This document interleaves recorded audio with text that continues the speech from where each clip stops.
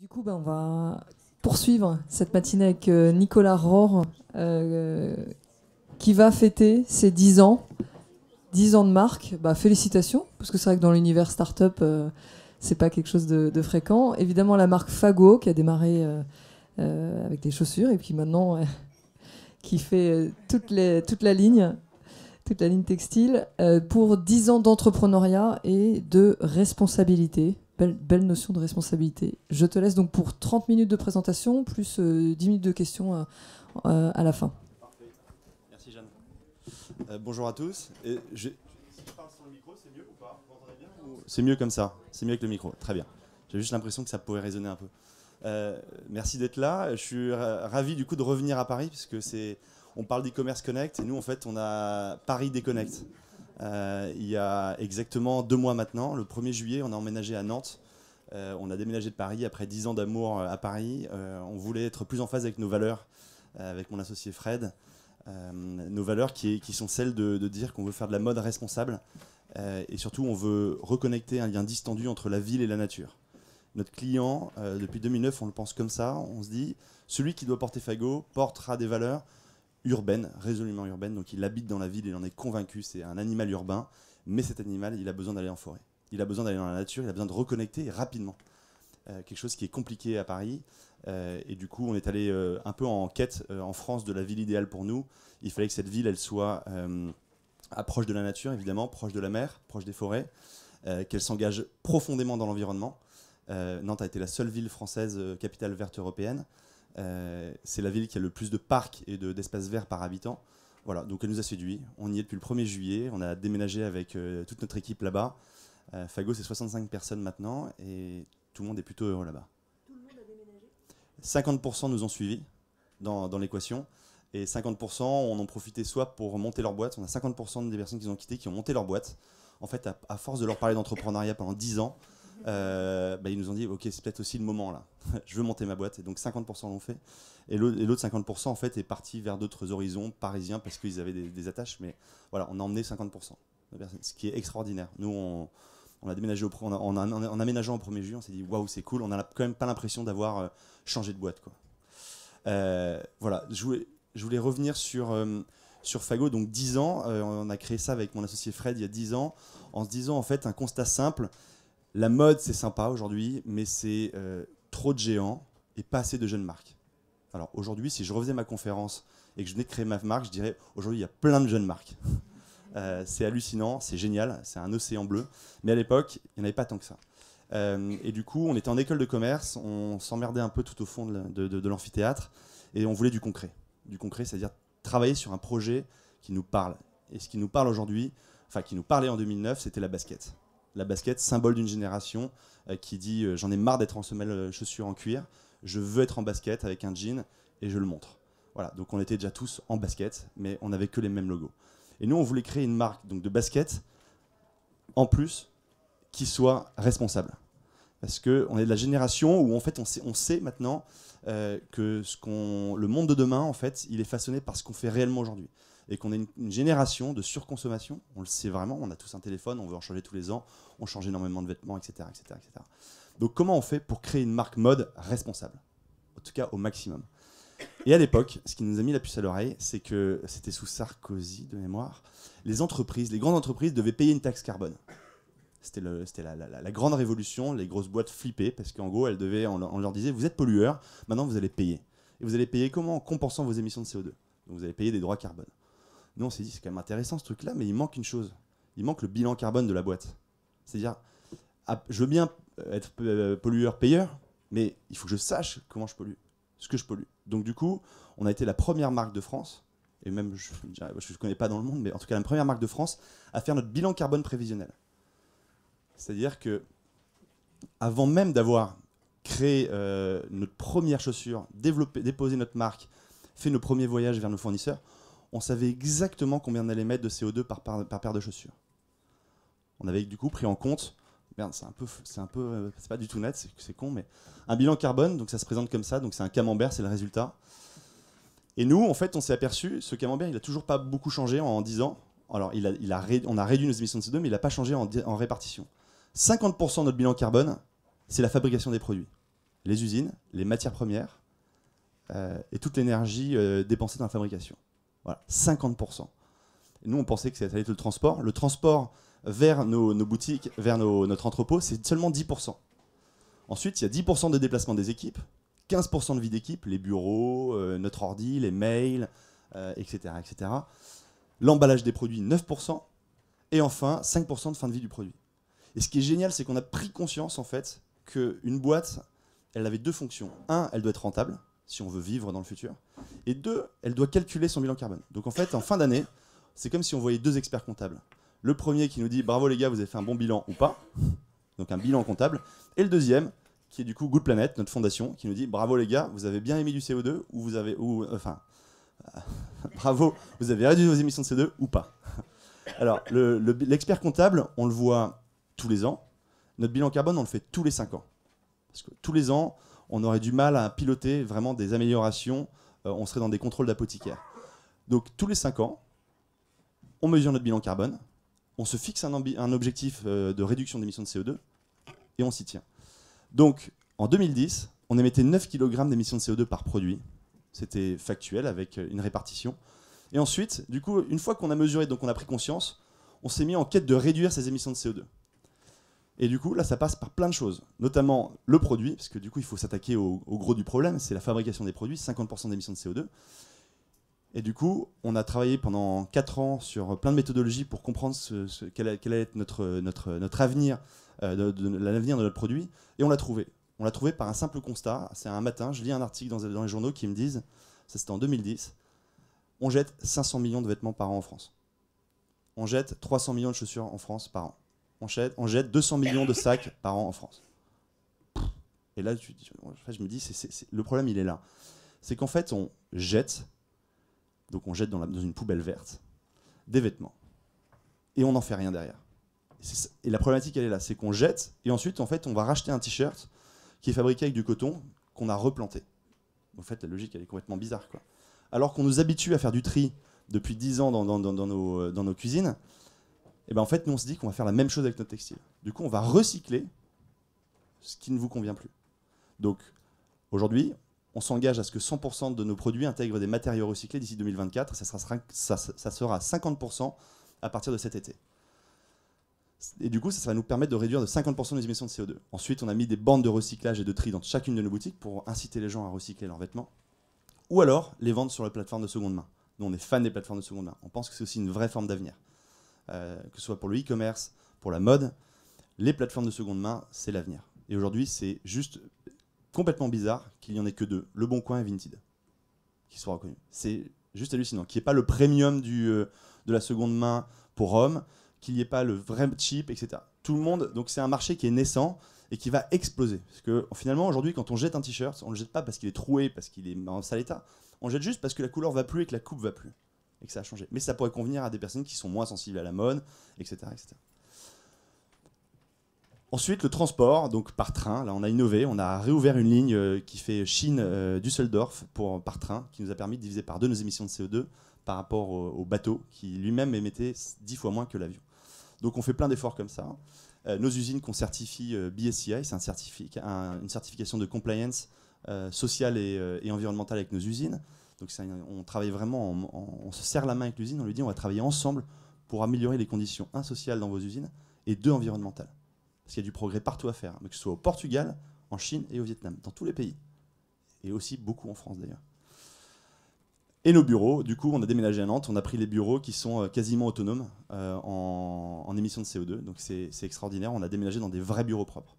À Paris, on était dans un loft dans le 18e, qui énergétiquement, c'était vraiment de la merde. Mais ça avait son petit charme.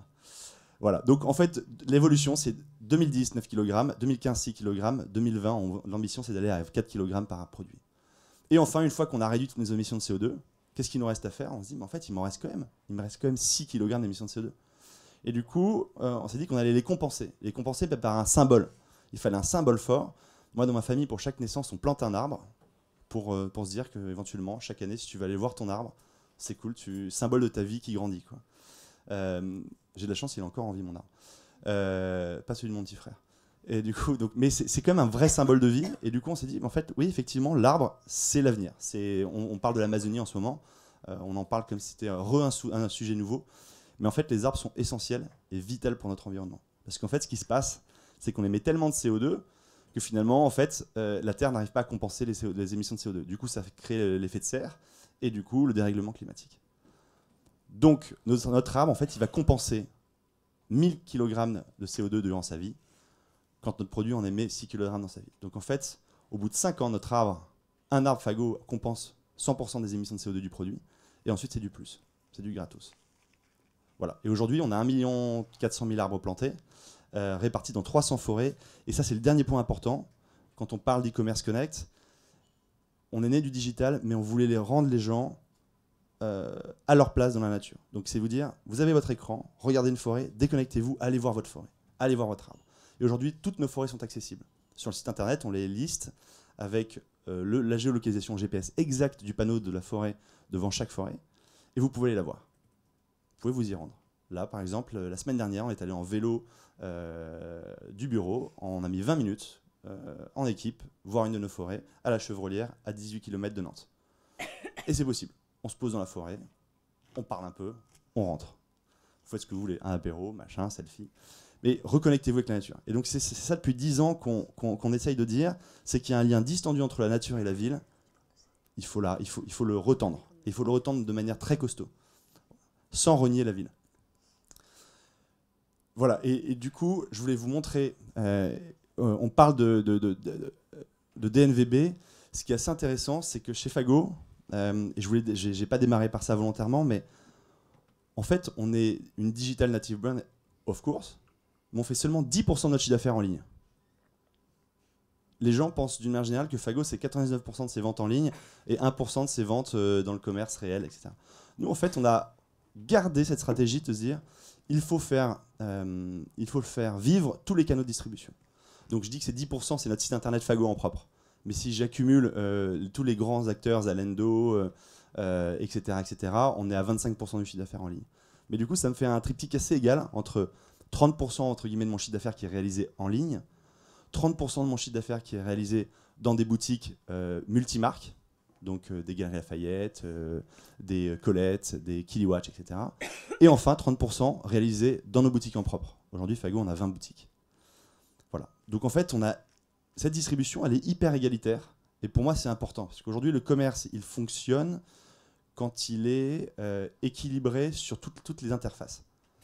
Et d'ailleurs, on le voit, des marques qui sont natives, dans Digital Native Brand, comme Amazon, essayent de se battre aujourd'hui pour revenir dans le réel.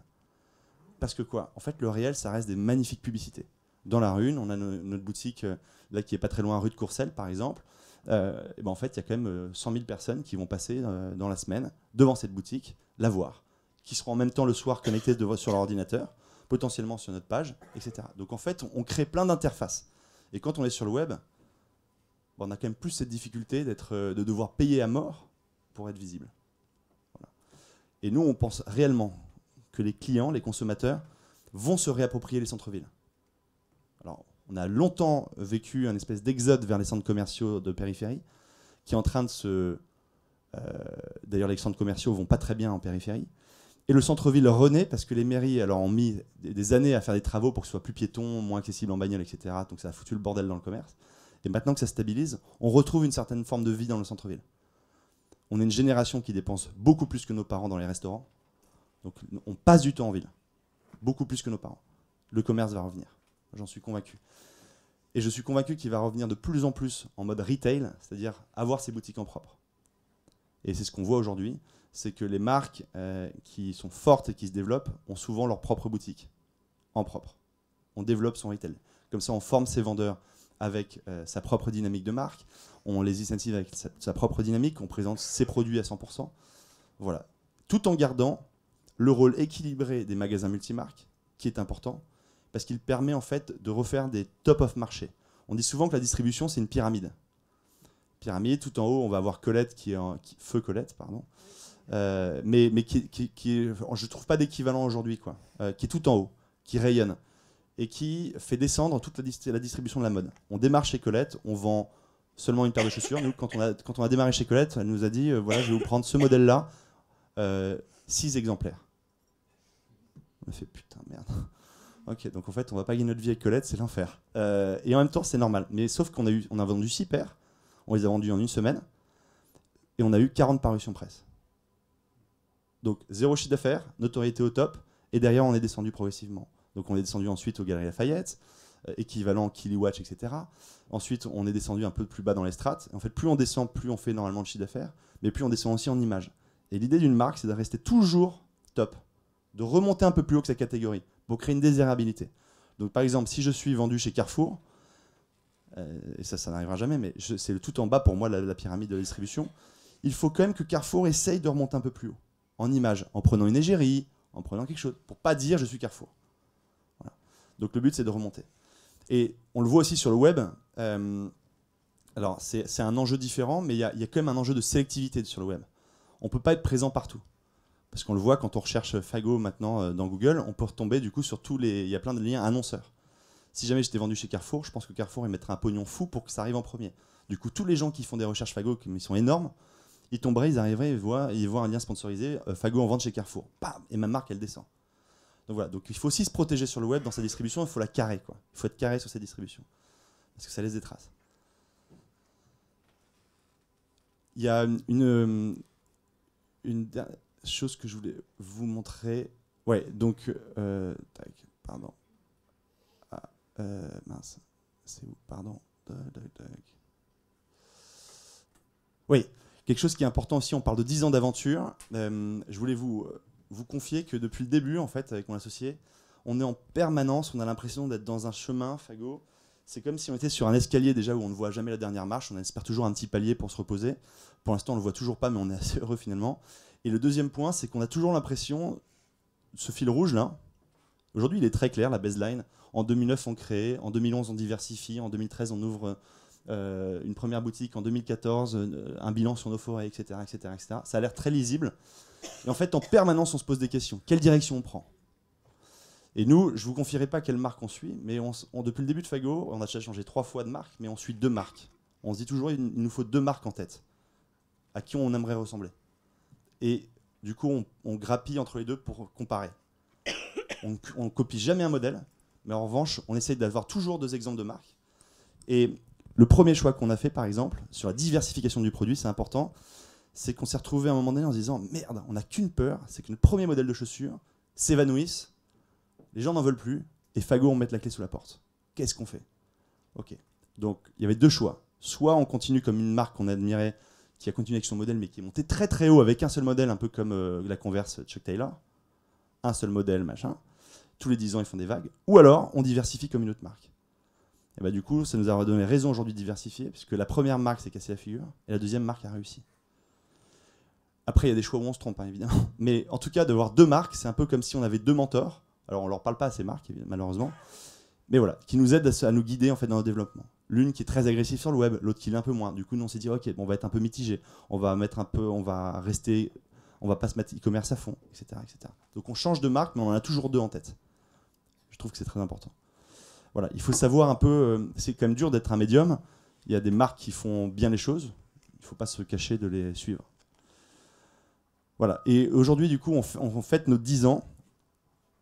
On a fait une collection un peu spéciale pour ces 10 ans. Donc on voulait un peu revenir sur notre ADN de base. Fago, c'est une communauté. En fait, on est né de ça. C'est souvent une question qu'on nous pose, mais comment vous avez fait au début pour avoir autant de personnes sur Facebook? En fait, nous, on a voulu se distribuer d'abord uniquement en ligne dans des magasins chez Colette. C'est notre but, c'est d'être vendu sur le site internet de Colette. C'est la première chose qu'on voulait faire. Et la première fois où on est arrivé chez elle, on est arrivé en costume cravate bien rasé avec notre attaché case d'école de commerce.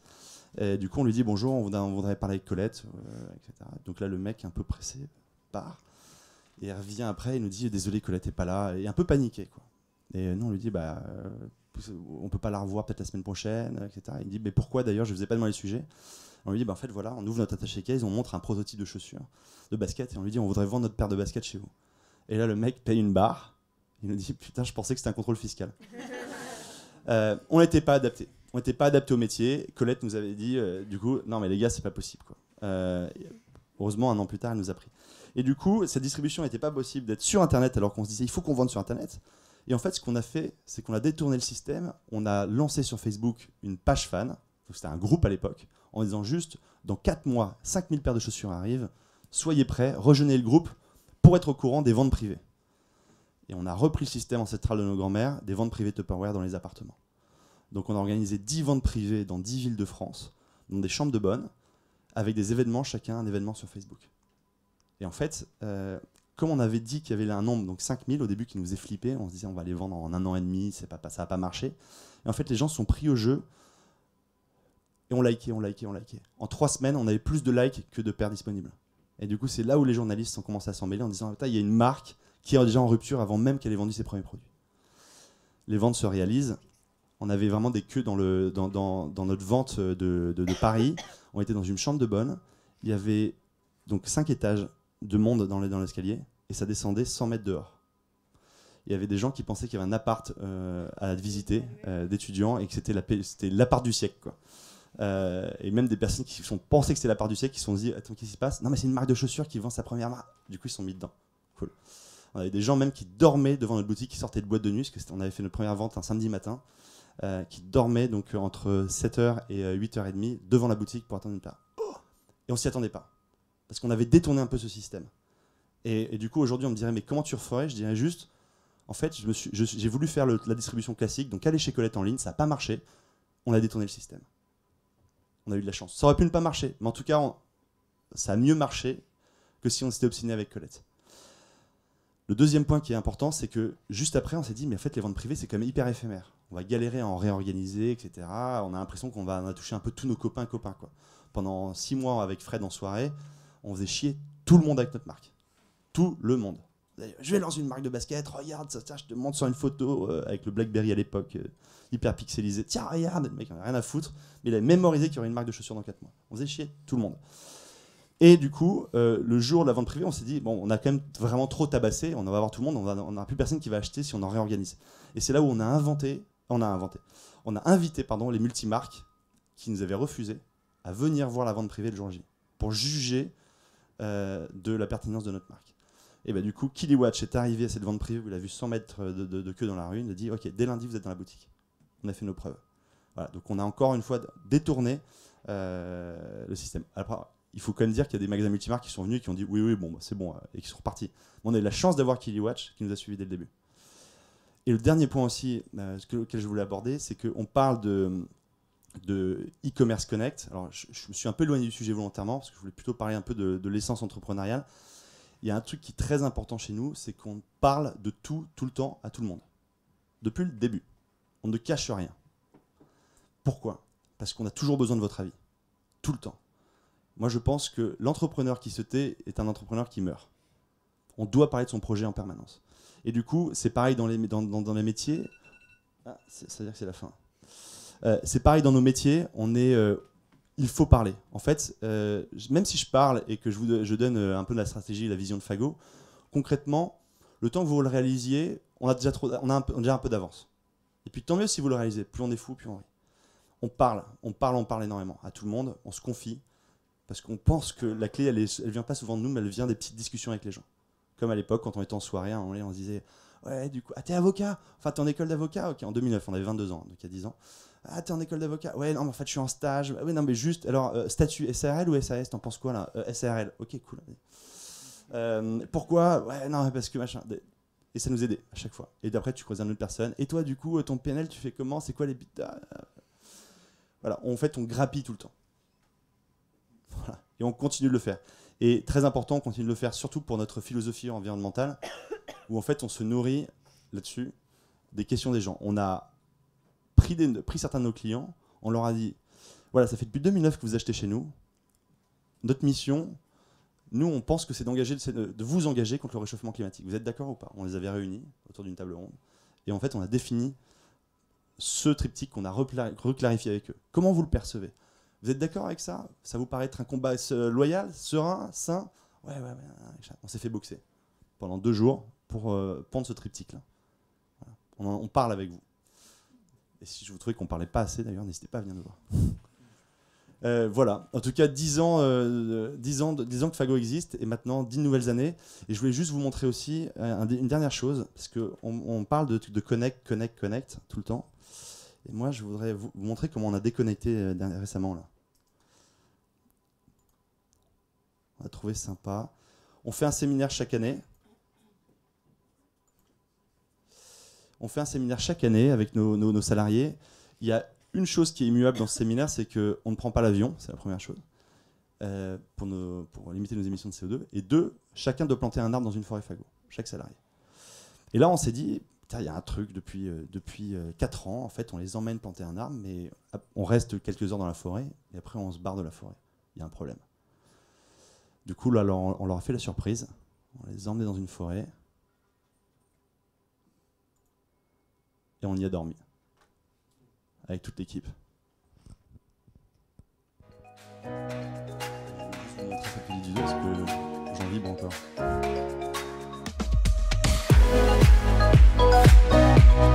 Chacun a monté ça.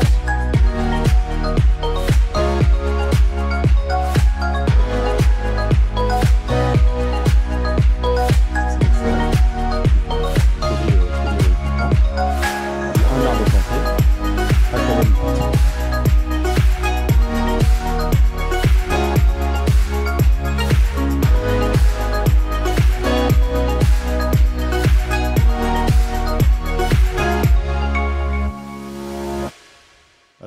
Dans l'équipe, personne n'avait dormi dans une forêt dans sa vie. Personne n'avait passé quasiment plus de 2 heures dans une forêt, seul, paumé, un peu machin. On s'est dit, c'est pas possible. On avait pas mal de gens, du coup, qui... merde. Dire ce que je fais? Bah oui, Nico. Tu fais un trou. Mais non, Ça, Fred, on je fais explique bien comment plus on plante que des ça. arbres. Regarde, je suis en train de planter Très une bête et forêt méchant. à hecto. Donc du coup, on a voulu recréer ce lien distendu entre la nature et la ville avec notre équipe. Et on a pas mal de gens dans l'équipe, un peu parisiens, plus, et qui nous ont dit non mais vous êtes malades, c'est pas moyen. En plus je partage ma tente avec quelqu'un. Où sont les douches, où sont les machins. Donc vraiment grise mine au moment où il faut commencer à planter son premier piquet de tente. Et finalement le week-end se passe, on plante nos arbres, on fait une soirée jusqu'à 5h30 du matin, et puis à la fin en fait tu t'en fous de là où tu dors, quoi. Et le lendemain tout le monde a le sourire. Et du coup c'est chouette parce qu'en fait ils ont, nous on dit souvent que, enfin du coup maintenant on le pense vraiment. Moi je dormais avant souvent en forêt plus jeune, et l'idée c'est de dire si on n'a pas dormi dans une forêt on ne peut pas la comprendre. Voilà. On ne peut pas la comprendre parce qu'il y a des bruits bizarres. Je les avais prévenus, vous allez voir, vous allez peut-être entendre des bruits de sangliers. Rien, aucun problème, sauf si vous avez des paquets de pépitos dans vos poches. Ils vont peut-être vouloir les bouffer, mais écoutez ces bruits-là, écoutez la nature. Et du coup, on a eu toute cette équipe, donc 45 personnes, qui se sont reconnectées avec la nature. Et le lendemain, qui sont repartis vivre en ville avec juste ce bon souvenir. Voilà. Je crois qu'il me reste 10 petites minutes pour des questions. C'est ça. Donc je vous en prie.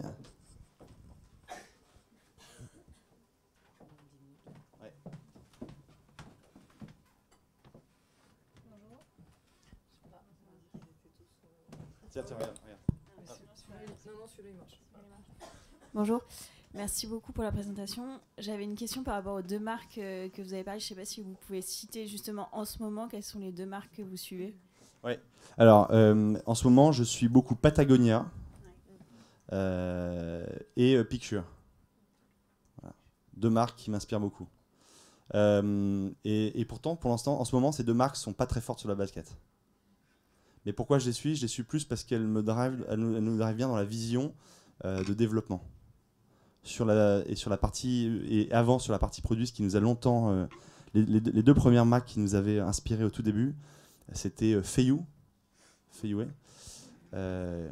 est mort aujourd'hui malheureusement, qui est monté à 60 millions d'euros de chiffre d'affaires en 6 ans et qui est redescendu aussi vite. Un seul produit, monoproduit. Terrible. Alors que les dirigeants étaient trop cool. Enfin, là, pour le coup, on parlait beaucoup avec eux. Ça, c'est la première marque qui nous inspirait énormément.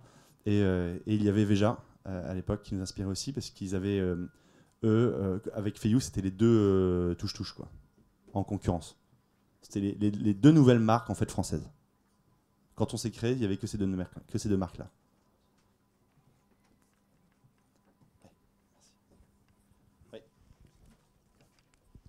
Du coup, 10 belles années passées, vous avez grandi avec la marque.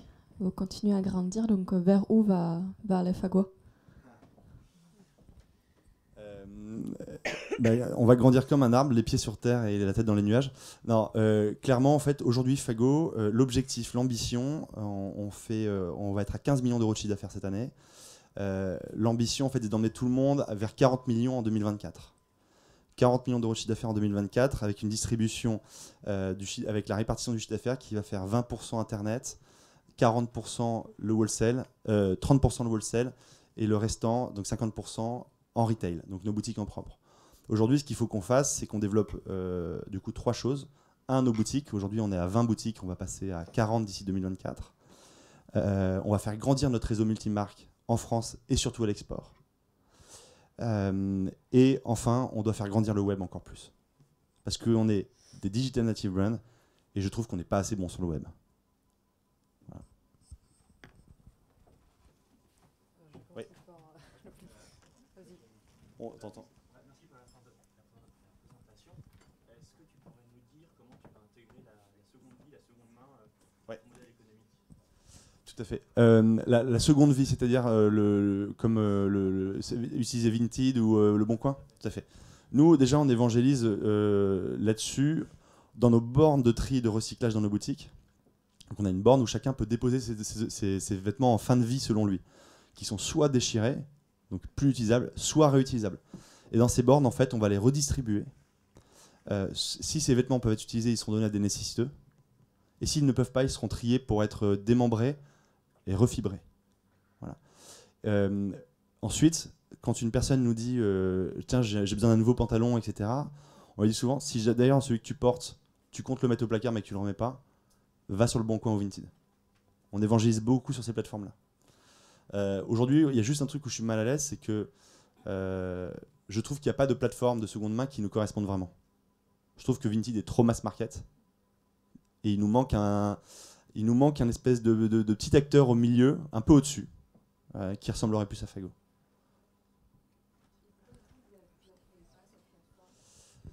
Allez, oui. Oui. Yes, tout à fait. C'est un autre métier. En fait, je suis tenté de faire. En fait, c'est aussi un sujet chez Fago. On est tenté de faire 10 000 autres métiers. C'est lunaire. T'as tout le temps envie de faire autre chose. Tu vois, par exemple, on a à un moment donné, chez Fago, on s'est posé la question si on n'ouvrait pas nos propres usines. On s'est posé la question si on n'allait pas être distributeur pour d'autres marques, parce que ça marchait bien la distribution, qu'on connaissait bien les magasins. Là, j'y pense souvent pour faire notre plateforme de seconde main. Et je me dis en fait, non, je peux pas. C'est pas mon combat. Il faut que je laisse ce combat à un acteur global et que je serais très heureux que justement que ces Fago soient vendus comme un multimarque de seconde main. Pour l'instant, je ne peux pas avoir mon propre retail de seconde main parce que ça me demanderait trop d'énergie. Mais plus tard, je pense que je dirais que le jour où il y a un volume de vêtements équivalent 10 millions d'euros sur des plateformes de seconde main chez Fago, je pense qu'il faut s'y intéresser.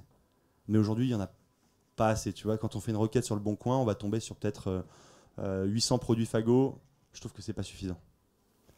Des marques qui l'intègrent, c'est celles qui commencent à comprendre qu'il y a un vrai enjeu. Par exemple, avec qui je discutais l'autre jour, c'était même hier.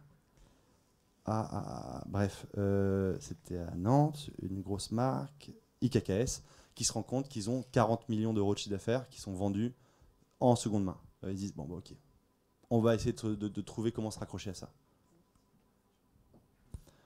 Pendant ce temps, notre rôle, c'est juste d'évangéliser ces plateformes. Dire, la seconde main, c'est la bonne solution. Oui. Bonjour, je voulais juste déjà vous dire merci pour ce que vous faites. Je pense que ça inspire beaucoup de nouvelles marques qui se montent. Et si aujourd'hui, il y en a autant, je pense que c'est aussi grâce à des modèles comme vous qu'il y en a qui vont encore plus loin. Et du coup, il y a eu une question sur l'avenir. Et moi, j'ai une question aussi sur l'avenir. Donc, vous avez parlé de chiffre d'affaires. Mais du coup, sur l'engagement que vous avez, vous faites un bilan en CO2. Aujourd'hui, on sait que la mode, c'est autre chose que le CO2. Il y a aussi la pollution de l'eau, la pollution des sols, etc. Je ne sais pas si aujourd'hui, vous êtes 100% bio, je ne me souviens plus. Du coup, est-ce que vous allez aussi vers, justement, peut-être relocaliser aussi certaines usines en Europe? Est-ce que vous allez aussi vers, du coup, faire un bilan sur la pollution des eaux, sur les teintures que vous utilisez, etc. Du coup, est-ce que vous allez aussi dans ce sens dans l'avenir, du coup, réduire encore plus votre impact sur l'environnement? Oui, tout à fait. Alors, tu as tout à fait raison. J'ai présenté une vision très économique, mais parce que je trouve un peu trop bassiné peut-être avec ma partie environnementale pendant toute la conférence. Concrètement, oui, pour l'instant, en fait, notre combat, c'est le CO2, parce que le CO2, c'est le problème majeur aujourd'hui. Mais en fait, quand on s'attaque au problème du CO2, c'est juste que je voudrais que mon équipe garde en tête le CO2, mais quand on réduit ses émissions de CO2, on réduit nécessairement tout le reste. La pollution des eaux. Par exemple, tu vois, on travaille avec notre cuir, toutes nos tanneries sont certifiées Laser Working Group et elles sont un label Gold, qui a un code de conduite drastique pour notamment l'évacuation des eaux usées, quoi. Notamment l'utilisation des tanins, etc. Donc on travaille avec des acteurs pour, en fait, finalement, réduire notre émission de CO2 va réduire le reste. Sauf que je voudrais garder qu'une chose en tête, c'est le CO2, pour le moment. Parce qu'il n'y a rien de pire qu'une marque à notre petit niveau, parce qu'on est... le monsieur RSE, c'est moi chez Fago. Il y a personne d'autre parce que j'ai pas la capacité d'embaucher 3 personnes comme chez Kering où ils ont 40 personnes pour s'occuper de toute la responsabilité de Kering. Donc magnifique. Donc pour l'instant, moi je voudrais garder juste un focus en tête pour toutes mes équipes pour que déjà ils l'intègrent bien. Parce qu'il y a une problématique dans les boîtes, il faut le voir, c'est qu'on se disperse beaucoup souvent. On veut faire tout et du coup on fait rien de bien. Moi je veux faire très bien ma réduction d'émissions de CO2. Et du coup, effectivement, je passe sûrement à côté d'autres choses. Par exemple, tu vois le coton bio, je passe à côté parce que je dis, moi, en fait, il faut du coton recyclé. Il ne faut pas du coton bio. Le coton recyclé qui va réduire mes émissions de CO2 et qui ne va pas réutiliser les sols pour refabriquer une nouvelle plante, même si elle est vertueuse parce qu'elle est bio. Moi, je considère qu'on a suffisamment produit de coton. 500 millions de vêtements jetés par an en France. Oh. Non, il faut que j'arrête de reproduire du coton. Il faut que je recycle mon coton. Oui, tout à fait. Alors, 100% non, parce qu'en fait, il y a un vrai défi technologique aujourd'hui. C'est qu'un pull en 100% coton recyclé ne durerait pas en qualité. La fibre de coton serait trop courte, serait brècherait, et du coup on aurait des trous assez vite dans le pull. Donc on est obligé de mixer du coton normal avec du coton biologique, du coton recyclé. Là on est à 30 sur un sweat comme ça, c'est 30% de coton recyclé, 20% de polyester et 50% de coton normal. Oui. Ouais. Alors polyester recyclé, issu de bouteilles plastiques. Du coup, ouais, mais rien n'est optimal. Il faut se le dire. Hein. La vie optimale, c'est que je laisse Fago tomber et que j'arrête de respirer. Non, c'est vrai parce que quand j'ai mis du CO2 en parlant là. Non, mais dans un suite, on n'est pas obligé de mettre du polyester. Si pour le confort, sinon on a un truc qui est très. En fait, on a l'impression d'être dans un truc très rêche. Ah bah, après c'est de la sensation. Mais ce qui est pas bon. Pour une chose auquel on va devoir nécessairement penser très vite, c'est l'upcycling. Et se dire, une fois qu'un produit est en vraie fin de vie, il faudrait idéalement que les fibres puissent se recycler très facilement. Donc, qu'il y ait le moins de mélange possible. Vous avez raison. Mais d'ailleurs, votre produit, il est recyclable une fois qu'il a du polyester, du coton recyclé et du coton normal? Alors, oui, aujourd'hui, mais il est dans une forme de recyclage qui n'est pas aboutie pour moi, aujourd'hui. C'est-à-dire qu'il est recyclé pour faire soit de la doublure, de l'isolant pour maison. On fait beaucoup d'isolant avec du textile. Des chiffons aussi industriels. Des couvertures, par exemple, de déménageurs. Enfin, c'est des choses visibles que vous pouvez voir. Des sols aussi.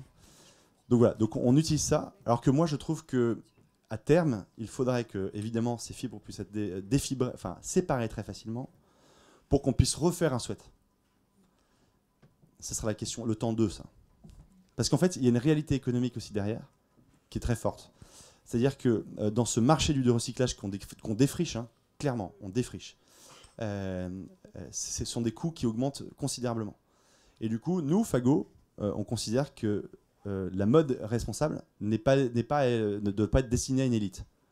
Donc comment le rendre abordable? Ok, c'est pas parfait, mais au moins c'est abordable. Et on fait mettre le pied à l'étrier à pas mal de gens qui ne pourraient pas acheter un pull 100% recyclé d'une seule fibre qu'il faudra fabriquer, limite c'est à la minute, tisser un vrai fil pour faire du rabibochage de petits fils recyclés qui coûterait peut-être 200 €. Quand aujourd'hui, moi, mon but c'est de le vendre 50 €. Voilà. Et encore une fois, sur cette partie recyclée, on grandit. On a fait 2 ans de recherche. Là aujourd'hui, on n'a que 10% de collection qui est recyclée. Ça sera 50% l'été prochain. Et on passe à 70% l'hiver prochain. Donc en fait, on a juste voulu dire, on ne veut pas en parler tant que ce ne sera pas bien fait. Donc là, on a lancé que 10%. On sait que ça va être béton, 50% l'été prochain.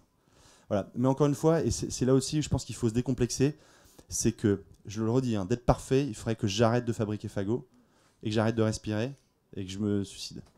Clairement, ça serait ça. C'est la vision ultime pour être parfait. C'est pas possible. Mais par contre, je considère qu'il faut que les gens achètent mieux. Donc, c'est pas parfait, mais c'est peut-être mieux que l'autre marque voisine. Du coup, changeons juste ça. C'est... ouais. Merci beaucoup, ouais. On allait couper. Bon, super. on peut t'en Merci remercier. à vous. Nicolas. À bientôt. Et tu as deux...